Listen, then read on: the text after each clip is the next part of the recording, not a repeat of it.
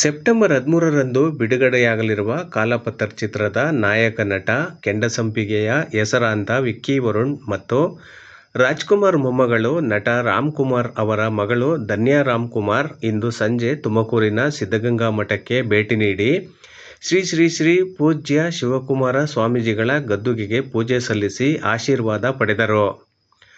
ನಂತರ ಮಠಾಧೀಶರಾದ ಶ್ರೀ ಸಿದ್ಧಲಿಂಗ ಸ್ವಾಮೀಜಿಗಳ ಪಾದಕ್ಕೆ ನಮಸ್ಕರಿಸಿ ಶ್ರೀಗಳು ಸಿನಿಮಾ ಯಶಸ್ಸು ಕಾಣಲಿ ಎಂದು ಕಾಲಾಪತ್ತರ್ ಚಿತ್ರದ ತಾರಾಬಳಗಕ್ಕೆ ಗೌರವ ನೀಡಿ ಆಶೀರ್ವಾದ ಮಾಡಿದರು. ನಟ ನಿರ್ದೇಶಕ ವಿಕ್ಕಿ ವರುಣ್ ಮಾಧ್ಯಮದವರೊಂದಿಗೆ ಮಾತನಾಡುತ್ತಾ, ಇದೊಂದು ವಿಶೇಷವಾದ ಚಿತ್ರ. ಒಬ್ಬ ಸೈನಿಕನ ಜೀವನಾಧಾರಿತ ಕಥೆಯಾಗಿದೆ. ಚಿತ್ರವನ್ನು ಸೆಪ್ಟೆಂಬರ್ 13ರಂದು ಬಿಡುಗಡೆ ಮಾಡಲಿದ್ದೇವೆ. ಈ ಸಿನಿಮಾವನ್ನು ಹಿಮಾಲಯ, ರಾಜಸ್ಥಾನ, ಬಿಜಾಪುರದಲ್ಲಿ ಚಿತ್ರೀಕರಿಸಲಾಗಿದೆ ಎಂದರು. ಸುದ್ದಿಗಾರರೊಂದಿಗೆ ಸುದ್ದಿಗೋಷ್ಠಿ ನಡೆಸಿ ಚಿತ್ರದ ವಿವರ ನೀಡಿ, ಕಾಲಾಪತ್ತರ್ ಚಿತ್ರದ ನಟನಾದ ನಾನು ಯಾವುದೇ ಕೆಲಸಕ್ಕೂ ಮುನ್ನ ಮಠಕ್ಕೆ ಭೇಟಿ ನೀಡಿ ಶ್ರೀಗಳ ಆಶೀರ್ವಾದ ಪಡೆಯುತ್ತೇನೆ. ಈಗಲೂ ಸಹ ಸಿನಿಮಾ ಬಿಡುಗಡೆ ಮಾಡುವ ಮುನ್ನ ಯಶಸ್ವಿಗಾಗಿ ಶ್ರೀಗಳ ಮಠಕ್ಕೆ ಭೇಟಿ ನೀಡಿದ್ದೇವೆ ಎಂದರು. ಕುಟುಂಬ ಸಮೇತ ಕುಳಿತು ನೋಡುವಂತಹ ಒಳ್ಳೆಯ ಸಿನಿಮಾ ಇದಾಗಿದೆ. ಕನ್ನಡ ಸಿನಿಮಾ ಪ್ರೇಕ್ಷಕರು ಚಿತ್ರಮಂದಿರದಲ್ಲಿ ನೋಡುವಂತೆ ಮನವಿ ಮಾಡಿದರು. ಈ ಸಮಯದಲ್ಲಿ ಜಿ ಟಿವಿ ಕನ್ನಡದ ಕಾಮಿಡಿ ಕಿಲಾಡಿಗಳು, ಹಾಸ್ಯ ಕಲಾವಿದ contestant Gilli Nataraj, PRO Nataraj, BJP Yuva Morcha ಜಿಲ್ಲಾಧ್ಯಕ್ಷ ಚೇತನ್ ಕುಮಾರ್ ಮತ್ತಿತರ ಸಹನಟರು, ಸ್ನೇಹಿತರು ಭಾಗವಹಿಸಿದ್ದರು.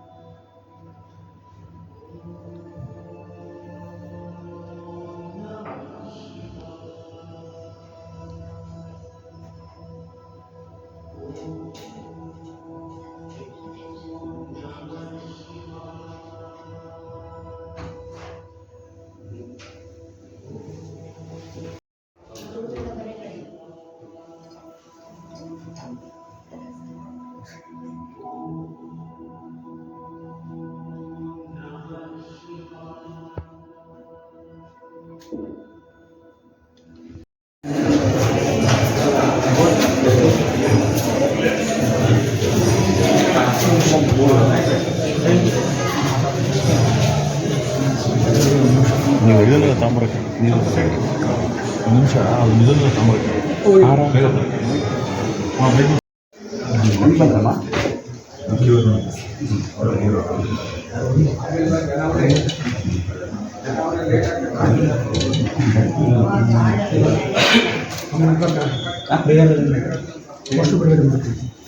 ಮಾಡ್ತಾರೆ ಬೇರೆ ಮಾಡ್ತೀರಾ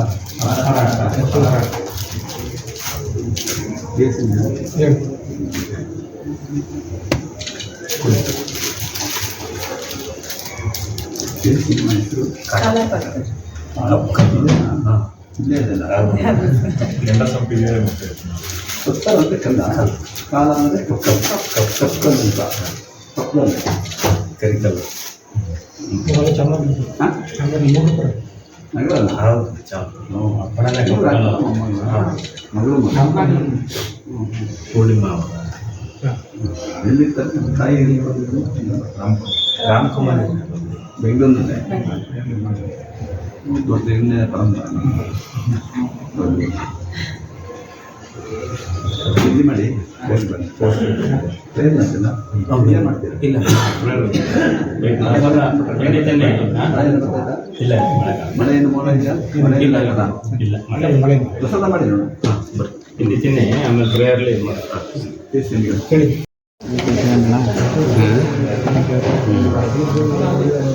ಹೇಳಿ ಸರ್, ಮಠದ ನಾನು ಹಲವಾರು ಬಾರಿ ಬಂದಿದ್ದೀನಿ. ನಾನು ಯಾವುದೇ ಕೆಲಸ ಶುರು ಮಾಡಬೇಕಾದ್ರೆ ಬರೋದು ಒಂದು ವಾಡಿಕೆ.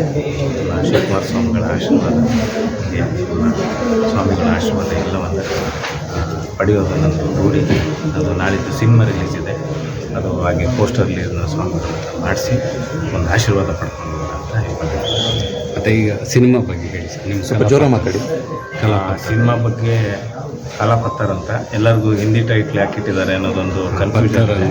ಪತ್ತರ್ ಅಂದರೆ ಕಪ್ಪು ಕಲ್ಲು ಅಂತ, ಕಪ್ಪು ಕಲ್ಲು ಅಂತ ಇಡ್ಬೋದಾಗಿತ್ತು. ಆದರೆ ಸಿನಿಮಾದ ಒಂದು ಪಾತ್ರ ಅದರ ನೇಮ್ನ ಹೇಳುತ್ತೆ ನಾರ್ತ್ ಇಂಡಿಯಾದವರು, ಅದರಿಂದ ಕಾಲಾಪತ್ತರ್ ಅಂತ ಇಟ್ಟಿದ್ದೀವಿ.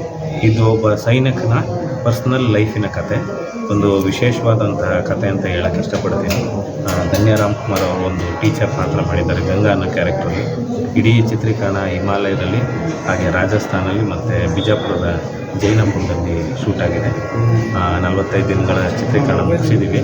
5 ಸಾಂಗ್ ಇದೆ, 3 ಆ್ಯಕ್ಷನ್ ದೃಶ್ಯಗಳಿವೆ. ಒಂದು ಉತ್ತಮವಾದಂಥ ಸಂದೇಶ ಇರುವಂಥ ಚಿತ್ರ ಮಾಡಿದ್ವಿ. ಅದು ಭಾಳ ಖುಷಿ ಇದೆ. ಆಮೇಲೆ ಇಲ್ಲಿ ಬಂದು ಸ್ವಾಮಿಗಳ ಆಶೀರ್ವಾದ ಪಡಿತಾ ಇರೋದು ಭಾಳ ನಮಗೆ ಒಂದು ಬೆನ್ನೆಲುಬಾಗಿ ನಿಲ್ತಾರೆ ಅನ್ನೋ ಒಂದು ಆಶೀರ್ವಾದ. ಏನು ಮೆಸೇಜ್ ಇದೆ ಸಮಾಜಕ್ಕೆ? ಮೆಸೇಜ್ ಅಂತ ಏನಿಲ್ಲ ಅಣ್ಣ, ಅದರಲ್ಲಿ ಸಿನಿಮಾ ನೋಡಿದ ಮೇಲೆ ಅವ್ರಿಗೆ ಅದನ್ನು ಯಾವ್ಯಾವ ರೀತಿಯಲ್ಲಿ ಅರ್ಥ ಮಾಡ್ಕೋತಾರಲ್ಲ ಅದೇ ಮೆಸೇಜಾಗಿ ಕನ್ವರ್ಟ್ ಆಗುತ್ತೆ. ಅಕಸ್ಮಾತ್ ಅವ್ರಿಗೆ ಮೆಸೇಜ್ ತಲುಪಲಿಲ್ಲ ಅಂದರೆ ಆ ಪಾತ್ರ ಅನುಭವಿಸಿದಂಥ ನೋವು, ಸುಖ, ದುಃಖಗಳು ಮತ್ತು ಅವರು ಹೇಗೆ ಆ ಪಾತ್ರವನ್ನು ಈಚೆ ಬರ್ತಾನೆ, ಅದೊಂದು ಇಲ್ಯೂಷನ್ ಆಗಿರುವಂಥ ಒಂದು ಸಂಕಟಕ್ಕೆ ಸಿಗಾಕೊಂಡಿರ್ತಾರೆ, ಅದರಿಂದ ಈಚೆ ಹೇಗೆ ಬರ್ತಾನೆ ಅನ್ನೋದು ಸಿನಿಮಾದಲ್ಲಿ ನೋಡಿದ್ರೆ. ಅಂದರೆ ಈ ಪ್ರತಿಮೆಗಳ ಕುರಿತಾಗಿ ಏನೋ ಒಂದು ಬಾಂಧವ್ಯನ ಸೆಳೆಯುತ್ತೆ ಒಂದು ಅಂತಕ್ಕಂಥದ್ದಾಗ ಒಂದು ವಿಚಾರ ವೈರಲ್ ಆಗ್ತದೆ. ಏನು ಅಂದರೆ ಇಡೀ ಸಿನಿಮಾ ಒಂದು ಕಪ್ಪು ಕಲ್ಲು, ಒಂದು ಪ್ರತಿಮೆ ಮತ್ತು ಅದರಲ್ಲಿ ಇರುವಂಥ ನಾಯಕ ನಟನ ಜೊತೆಗಿರುವಂಥ ಒಂದು ಸಂಬಂಧ ಸುತ್ತನೇ ನಡೆಯೋದು. ನಮ್ಮ ಇತ್ತೀಚಿನ ದಿನಗಳಲ್ಲಿ ಕಲ್ಲಿನ ಒಂದು ವಿಚಾರವನ್ನು ಇಟ್ಕೊಂಡು ಯಾರೂ ಸಿನಿಮಾ ಮಾಡಿರಲಿಲ್ಲ. ಇದೊಂದು ನಮ್ಮದೊಂದು ಸಣ್ಣ ಪ್ರಯತ್ನ ಮಾಡಿದ್ದೀವಿ. ಎಲ್ಲ ಕರ್ನಾಟಕ ಪ್ರೇಕ್ಷಕರು ನೋಡಿ ಅದನ್ನು ಹರಿಸ್ಬೇಕು, ಹಾಗೆ ಈ ಥರ ಒಂದು ಉತ್ತಮವಾದ ಕತೆ ಎಲ್ಲರಿಗೂ ತಲುಪಬೇಕು ಅನ್ನೋದು ನಮ್ಮ ಆಶಯ. ನೀವು ಹಿಂದೆ ಈಗ ಆಲ್ರೆಡಿ 1-2 ಸಿನಿಮಾಗಳನ್ನು ನೀವು ಮಾಡಿದ್ದೀರಿ, ಅದರಲ್ಲೂ ಕೂಡ ಒಂದು ಒಳ್ಳೆಯ ಉತ್ತಮವಾದಂಥ ಕಥೆಗಳನ್ನು ಆಯ್ಕೆ ಮಾಡಿದ್ದೀರಿ. ಈ ಕತೆ ಆಯ್ಕೆಯಲ್ಲಿ ಹೆಂಗೆ ನಿಮ್ಮ ಅಭಿಪ್ರಾಯ? ಅಂದರೆ ನಾನು ಬೇಸಿಕಲಿ ನಿರ್ದೇಶಕ ಆಗಬೇಕು ಅಂತ ಚಿತ್ರರಂಗಕ್ಕೆ ನಮ್ಮದು ಯಾವುದೇ ದೊಡ್ಡ ಬ್ಯಾಕ್ಗ್ರೌಂಡ್ ಇಲ್ಲ ಕಾರಣ ನಾನು ಕಥೆಯನ್ನೇ ನಂಬಿ ಸಿನಿಮಾ ಮಾಡೋರಾಗಿರೋದ್ರಿಂದ ಕಥೆಯನ್ನೇ ನಮಗೆ ಈ ಸಿನಿಮಾನು ಮಾಡಿದ್ವಿ. ಇದರಲ್ಲೂ ಒಂದು ಹೊಸ ಅನುಭವವನ್ನು ನನ್ನ ಕೆಂಡಸಂಪಿಗೆ ಕಾಲೇಜ್ ಕುಮಾರದಲ್ಲಿ ಹೇಗೆ ಅನುಭವ ಪಡೆದ್ರು ಅದೇ ಥರ ಈ ಸಿನಿಮಾದಲ್ಲಿ ಒಂದು ಉತ್ತಮವಾದ ಅನುಭವ ಸಿಗುತ್ತೆ ಎಲ್ಲರಿಗೂ ಅಂತ ಹೇಳಕ್ಕೆ ಇಷ್ಟಪಡ್ತೀನಿ. ಅಲ್ಲ, ಈ ಸಿನಿಮಾ ಮೂಲಕ ಅಂದರೆ ಜನರಿಗೆ ಈ ಪ್ರತಿಮೆ ಕುರಿತಾಗಿ ಯಾವ ರೀತಿ ಸಂದೇಶನ ಹೇಳ್ತೀರಿ? ಅದು ಸಂದೇಶ ಸಿನಿಮಾ ನೋಡಿದ ಮೇಲೆ ಗೊತ್ತಾಗುತ್ತೆ. ಇವಾಗ ಹೇಳಿದ್ರೆ ಅದು ಗೊತ್ತಾಗುತ್ತೆ. ಸಂದೇಶ ಅಂತ ಏನಿದೆ, ಹೀರೋಯಿನ್ ಪಾತ್ರಕ್ಕಾಗುವಂಥ ಅವರು ಅನುಭವಿಸುವಂಥ ನೋವು ನಲಿವುಗಳ ಮಧ್ಯೆನೇ ನಡೆಯುವಂಥ ಕತೆ, ಅದು ಸಿನಿಮಾದಲ್ಲಿ ಗೊತ್ತಾಗುತ್ತೆ. ಒಟ್ಟಾರೆ ಪ್ರೇಕ್ಷಕರಿಗೆ ನೀವು ಏನಂತ ಹೇಳಲಿಕ್ಕೆ ಇಷ್ಟಪಡ್ತೀವಿ? ಪ್ರೇಕ್ಷಕರಿಗೆ ಏನೂ ಇಲ್ಲ, ನಮ್ಮ ಕೆಂಡಸಂಪಿಗೆ ಮತ್ತು ಕಾಲೇಜ್ ಕುಮಾರ ಹೇಗೆ ನೋಡಿ ನಮ್ಮನ್ನು ಆರಿಸಿದ್ವಿ ಅದೇ ರೀತಿ ಇದು ಒಂದು ಹೊಸ ಕಥೆಯ ಅಂದರೆ ಇರುವಂಥ ಚಿತ್ರ. ದಯವಿಟ್ಟು ಎಲ್ಲರೂ ಚಿತ್ರಮಂದಿರಕ್ಕೆ ಬಂದು ನೋಡಿ ಹರಿಸಿ. ಬಿಡುಗಡೆ ಯಾವಾಗ? ಸೆಪ್ಟೆಂಬರ್ 13ನೇ ತಾರೀಕು ಬಿಡುಗಡೆ.